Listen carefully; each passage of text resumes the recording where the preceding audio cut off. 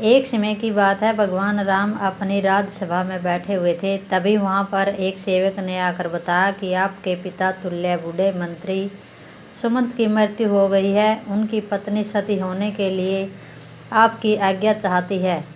भगवान राम यह बातें सुनकर तुरंत सुमंत के घर पहुंचे और वहां की जन्म कुंडली मंगवा कर देखी तो पता चला कि सुमंत की आयु तो 9,999 वर्ष और 11 महीने की थी, जिसमें से सारी आयु तो बीत चुकी थी, केवल 9 दिन शेष बचे थे।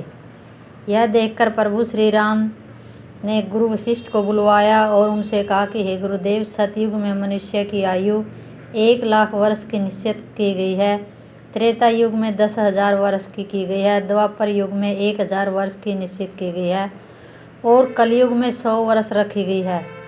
फिर भी यमराज ने मेरे राज्य में मेरा अपमान करके इस नियम का उल्लंघन किया है। मेरे मंत्री की आयु अभी पूरी नहीं हुई है, पूरी होने में अभी 9 दिन बाकी है, तो उन्हें यमराज यहाँ से क्यों ले गए? मैं भी यमराज को बांध कर ले आऊँगा और सुमंत को जीवित करवाऊँगा।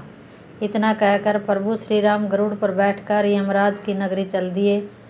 तब रास्ते में उन्होंने पासों में बंधे हुए सुमंत को देखा, जिन्हें यमदूत ले जा रहे थे। देखते ही प्रभु श्री राम ने यमदूतों को मारकर तुरंत सुमंत को यमदूतों के हाथों से छुड़ा लिया। यह देखकर यमदूतों ने विनयपूर्वक कहा कि हे राजा राम, हमने आपका क्या बिगाड़ा है जिसके लिए आपने हमें ऐसा दंड दिया?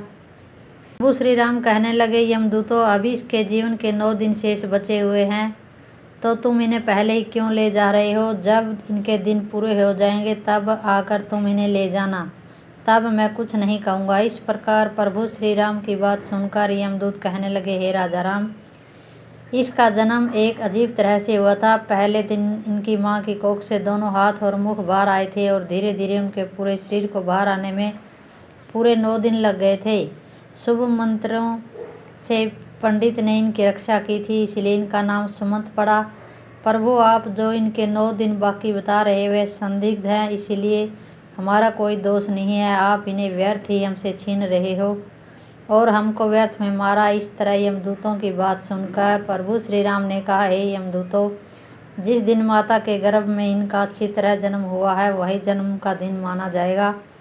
जिस दिन इनका जन्म का उत्सव मनाया गया वास्तव में वही जन्मदिन होता है। अब इसके 9 दिन बाकी है, तुम लोग जाओ और 10वें दिन आकर इन्हें ले जाना, तब मैं तुम लोगों को नहीं रोकूंगा। इस तरह यमदूतों को फटकार कर प्रभु श्री राम ने भगा दिया। इधर प्रभु श्री राम अयोध्या में लौट कर आए तो सुमंत जीवित हो चुका था। उनके परिवार वाले उन्हें जीवित देखकर बहुत प्रसन्न हुए। सुमंत ने अपने जीवन के आखिरी 9 दिन जानकर खूब दान पुण्य करना आरंभ कर दिया। उधर वे यमदूत दुखी होकर यमराज के पास लौट गए और कहने लगे, हे यमराज, रास्ते में प्रभु श्री राम ने हमें मारकर सुमंत को छुड़ा लिया, क्योंकि उनके जीवन के 9 दिन बाकी रह गए। वह दिन पूरे होने पर ही प्रभु श्री राम उन्हें आने देंगे। इस प्रकार यमदूतों के मुख से उनकी पराजय की बात सुनकर यमराज क्रोध से लाल पीले हो गए और उन्होंने प्रभु श्री राम पर आक्रमण करने के लिए इंद्रदेव, अग्निदेव, वायुदेव और जिससे भी देवता से सहायता मांगी। तो सब ने एक ही बात कही कि हे यमराज, क्या तुम पागल तो नहीं हो गए जो विष्णु भगवान के साथ युद्ध करना चाहते हो? चुपचाप यहाँ से अपनी यमपुरी लौट जाओ। प्रभु श्री राम का तुम क्या कर लोगे? जब सबने यमराज की सहायता करने के लिए मना कर दिया तो यमराज ने अपनी सेना लेकर प्रभु श्री राम के साथ युद्ध करने के लिए अयोध्या को चल पड़े। वहां पर पहुंचकर चारों ओर से अयोध्या नगरी को घेर लिया। यमराज के द्वारा अयोध्या नगरी को घेरा हुआ देखकर प्रभु श्री राम ने लव को यमराज से युद्ध करने के लिए भेजा, परंतु श्री राम के छोटे पुत्र लव और यमराज के बीच भयंकर युद्ध होने लगा। लव के बाणों से यमराज के सभी योद्धा क्षण मात्र में ही धराशायी हो गए। उन सब की यह हालत देखकर यमराज और भी क्रोधित हो उठा।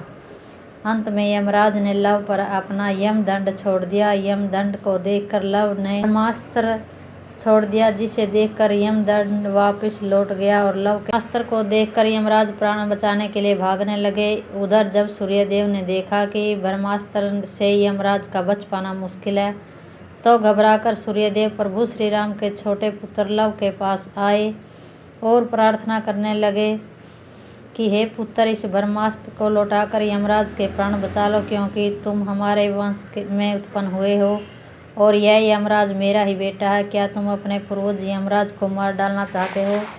इस प्रकार सूर्यदेव के निवेदन पर लव ने ब्रह्मास्त्र को वापस ले लिया। तब यमराज अपने पिता सूर्यदेव को आगे करके प्रभु श्री राम के पास गए। प्रभु श्री राम ने सूर्यदेव का पूजन किया और यमराज ने भी प्रभु श्री राम से क्षमा मांगी। युद्ध भूमि में जितने भी आदमी मर गए थे उन पर इंद्रदेव ने अमृत वर्षा करके सबको जीवन दान दिया। इसके बाद प्रभु श्री राम ने यमराज से कहा कि जब तक मैं अयोध्या नगरी पर शासन करूंगा तब तक तुम उन्हीं मनुष्यों को अपने लोक में ले जा सकते हो जिनकी आयु पूर्ण हो चुकी है। उसी दिन से प्रभु श्री राम ने पूरी पृथ्वी पर यह घोषणा करवा दी कि आज के बाद कोई मनुष्य अपने नित्य कर्म को न छोड़े, ब्राह्मणों का कोई अपमान न करे, किसी के साथ द्वेष भाव न रखे, कोई किसी के धन को न चुराए और अगर धन चुराएगा तो उनको कड़ा दंड दिया जाएगा। धर्म कर्म सदा होते रहें। यदि किसी की अकाल मृत्यु हो तुरंत हमारे पास लेकर आए, उसे तुरंत जीवित किया जाएगा। यमराज को प्रभु श्री राम ने यह सख्त निर्देश दिया था। हमारे राज्य में कभी भी किसी की अकाल मृत्यु नहीं होनी चाहिए। तब यमराज ने कहा कि हे प्रभु, मैं तो वैसे भी किसी को नहीं मारता हूँ, सब अपने कर्मों से ही जन्म और मृत्यु पाते हैं, मैं तो निमित्त मात्र हूँ। आयु पूर्ण होने पर मिलने वाली मृत्यु और अकाल मृत्यु का प्राणी स्वयं ही कारण होता है, इसमें किसी का कोई दोष नहीं होता है। मुझे तो अपने माध्यम बनाकर जो जिम्मेदारी सौंपी है मैं तो उसी का पालन कर रहा हूँ। जन्म देने वाले और मारने वाले तो आप ही हो। आपके द्वारा लिखे गए विधान से मैं तो किसी के जीवन में एक क्षण न तो घटा सकता हूँ न बढ़ा सकता हूँ, यह तो आपके हाथ में है। भगवान, आप चाहें तो मृत्यु का समय पूरा होने के बाद भी प्राणी को आयु प्रदान कर सकते हैं। आप चाहें तो उसे समय से पहले भी मृत्यु प्रदान कर सकते हैं। आप चाहे तो ब्रह्मा के लिखे हुए लेख को भी बदल सकते हैं और आपने यह किया भी है। आपके राज्याभिषेक के लिए गुरु वशिष्ठ ने शुभ मुहूर्त निकाला था, फिर भी आपने राजा न बनकर वनवास धारण किया था। सब कुछ आपकी इच्छा के अनुरूप ही होता है। सुख दुख, जीवन मरण, लाभ हानि मनुष्यों के स्वयं कर्मों के उपज होती है। यह 6 अवगुण मनुष्य की आयु को कम करती है।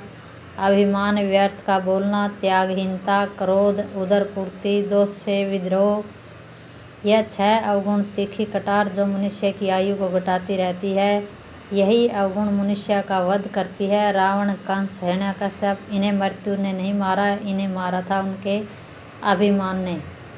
शिशुपाल, दुर्योधन, शकुनी, कर्ण को मृत्यु ने नहीं मारा था, इन्हें मारा था इनके बड़े बोलपन ने।